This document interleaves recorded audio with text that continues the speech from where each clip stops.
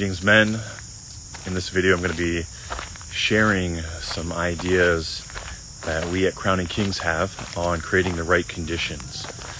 And we're going to be talking about what your role as facilitator really is when you are leading a group or you're leading a one-on-one private coaching practice, or in a relationship for that matter, when you're leading a relationship. Especially in a group or when we're coaching, our role isn't to save somebody. It's not to heal somebody. It's not to become their guru or the person they depend on.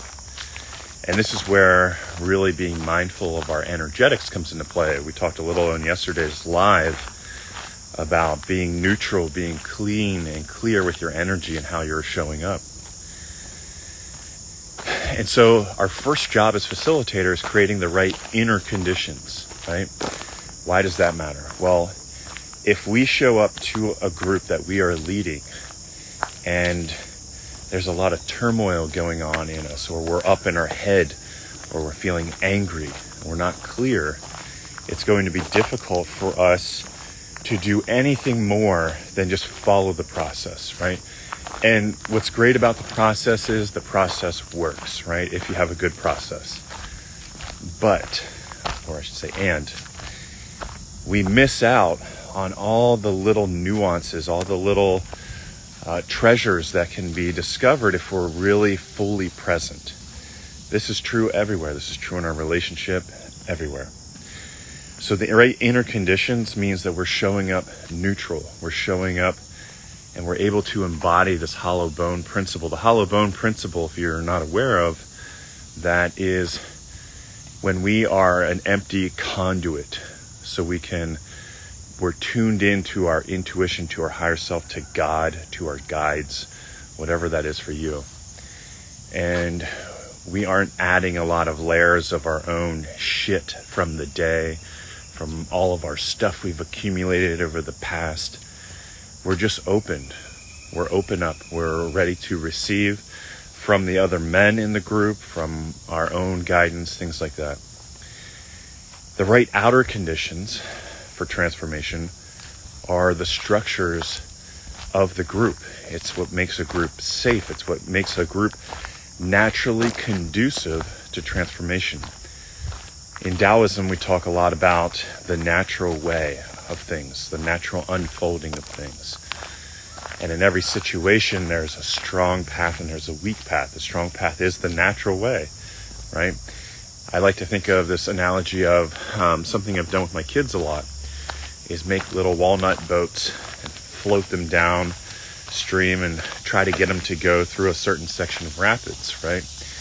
Well, if I want my little walnut boat to float down between those rocks over there on the left, but I put my walnut in all the way on the right side of the creek, upstream, the natural way for that walnut boat to float is going to be follow the current, right? And so what we're taking that idea and we're working with it in a men's group by saying, okay, what conditions can I create that will naturally lead to an outcome where men are experiencing massive self-discovery, where they're learning things about themselves, where they are uncovering things that maybe were deep in the shadow, where they are feeling encouraged to stretch and embody more, right? That's what we're trying to do when we create the outer conditions. And I find it really comforting, in fact, that it's much easier to learn how to create the right conditions when you have the right frameworks. And that's part of what we do in the Crowning Kings Core Certification Program. That's our 12-week program to help men create, fill, and lead transformational weekly men's groups. So when you have the right structures in place, it teaches you how to create those right conditions. And you don't need to have a decade of experience facilitating men's work to create massively transformational conditions for men, right? I mean, just right now, if you're watching this and you just take a moment and you really breathe down into your belly, right? And you do that 10 times You do it nice and slow.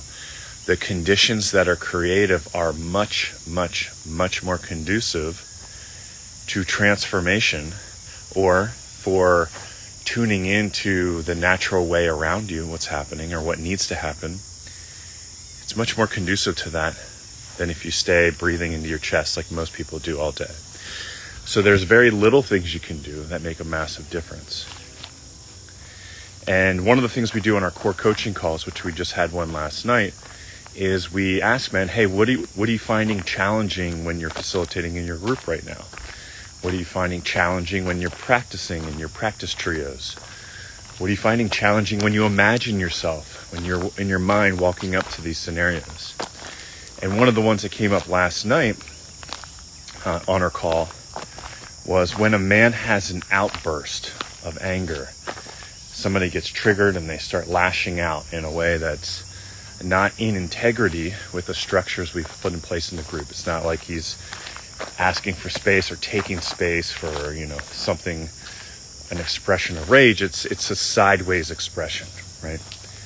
And how to handle that, and when to eject, when to, we run virtual men's groups. So when to mute that man, when to kick him out, when to interrupt him, how to bring him down, all these different things.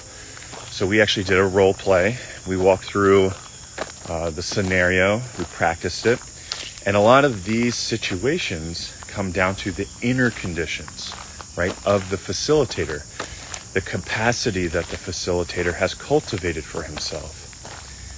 This is why running a powerful transformational men's group isn't just about what you do in the group. It's about what you've cultivated in your life, right? Because if you have the capacity to stay open-hearted and grounded while the feminine, which is what a man in an outburst is primarily embodying, it's his feminine. This is a whole other topic that I'm passionate about. But like when a man is in his rage, he's in his wrathful feminine. He's trying to really express. He's in this place of, there's been an injustice, my boundary has been crossed, or something that was supposed to happen never happened, and nobody, whatever the story is, often there's some need that was unmet, and then there's a story that gets attached to that unmet need in that moment, and that creates a lot of charge of energy, right? Our job as facilitators is to have cultivated the capacity so that we can remain grounded and open-hearted, because from that perspective, we can see what's really happening here. And we're at least open to the possibility that, hey man, we have no idea. This man could be deep in the shit, right? In his life right now. We just don't know. And how can we invite him into a more grounded place? And how can we offer some space, if that fits for your group, for him to express that energy, to get clearer, to become more grounded, right? Because when there is a man in the group who is very ungrounded and very unclear, it affects the integrity and the conditions of the whole group. So having a man become clear allows everyone else in the group to go deeper into their work. It becomes safer for the whole group. The conditions become more conducive to transformation. So this is what we teach in the Crowning Kings Core Certification Program. We also have a Sacred Men's Circle framework dropping in a day or two. That'll be for a monthly free group, how you can facilitate that. But our goal and our mission at Crowning Kings is to make transformational men's work as commonplace as going to the gym. And if you feel that calling and that aligns with you, I encourage you to reach out. And if you want to support this mission, I encourage you to share this message, share it on your feed, share it with a man who might be ready, who might already be feeling this calling. Because this is what men need. We've seen the effects of men experiencing this type of brotherhood. We've seen the effects on the families, on the children, the ripple effect of this work is massive. It literally will change the trajectory of humanity. So with that, I'm Eric Allman, and I am out. Peace, guys.